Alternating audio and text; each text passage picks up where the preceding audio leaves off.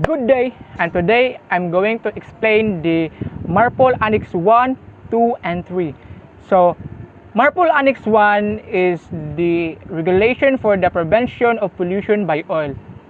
Entered into force on October 1983. So, the objectives of Marpol Annex 1 is to protect the marine environment through complete elimination of pollution by oil and other damaging elements, and to lessen the chances of accidental discharge of any such as elements. So Marpol Annex 1 covers all the fuels which contain oil and can be discharged overboard at sea.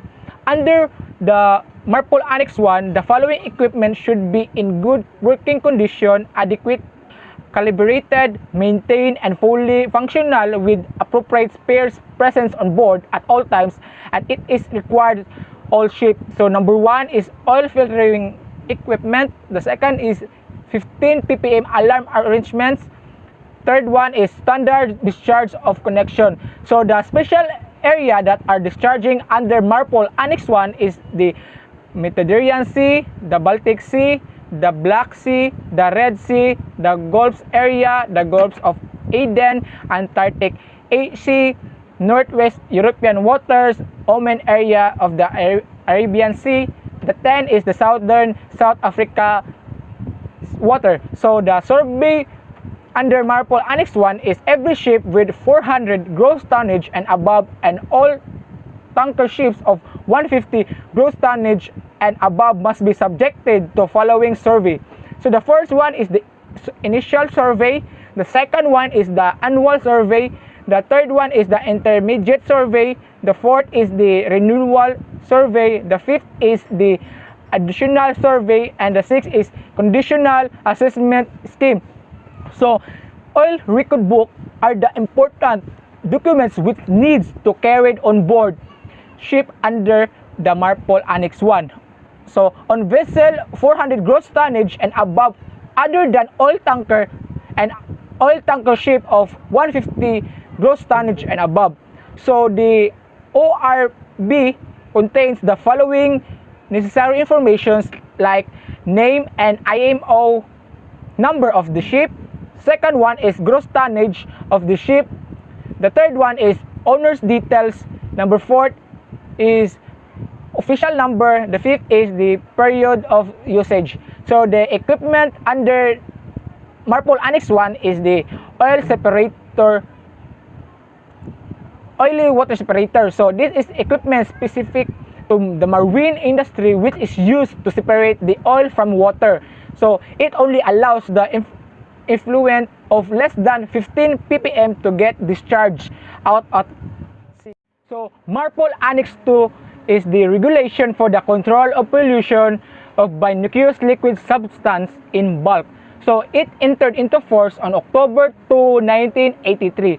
So Marpol Annex 2 is aimed to protect the marine environment from chemical pollution by nucleus liquid substances carried in bulk. So unlike the other Marpol annexes which set out regulation for prevention of pollution, so Annex 2 talks about the regulation for the control of pollution by these nucleus liquid substances when carried in bulk. So defining nucleus liquid substance in Marpol Annex 2 is any substance indicated in the pollution category column of Chapter 17 of the International Bulk Chemical Code.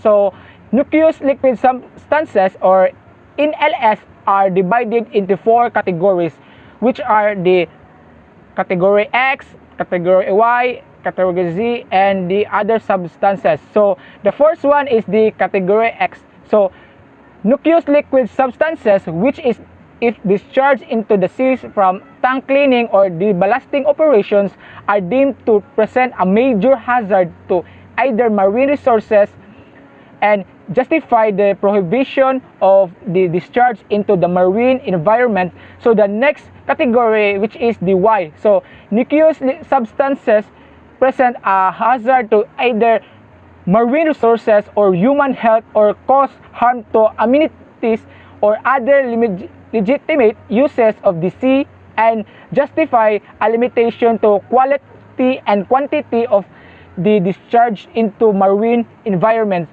So the third category is the category Z. So aqueous liquid substances present a minor hazard to either marine resources or human health and justify less strength restrictions on the quality and quantity of the discharge to the marine environment. So the fourth one is the other substances, or the OS. So are considered to be present no harm, no marine resources, human health, amenities, or other legitimate uses of the sea when discharged to the cleaning tank or the ballasting operations. So cargo record book is every ship to which Annex 2 shall be provided with a cargo record book, and the cargo record book shall be kept in such a place as be readily available for inspection at all reasonable times. So this is example of the cargo record book.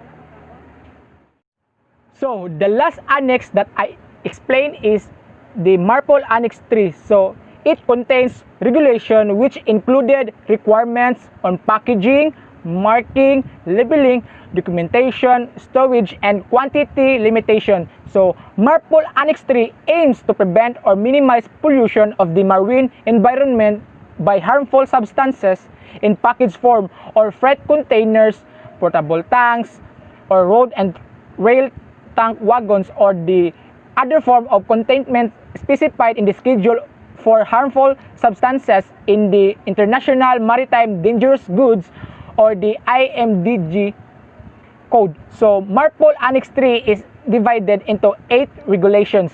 So which are Regulation 1 is the application, Regulation 2 is the packing, Regulation 3 is marking and labeling, and Regulation 4 is documentation, Regulation 5 is stowage, Regulation 6 is quantity limitation, Regulation 7 is exceptions, and last but not the least, the Regulation 8 is the port state control on operational requirements. So this picture shows the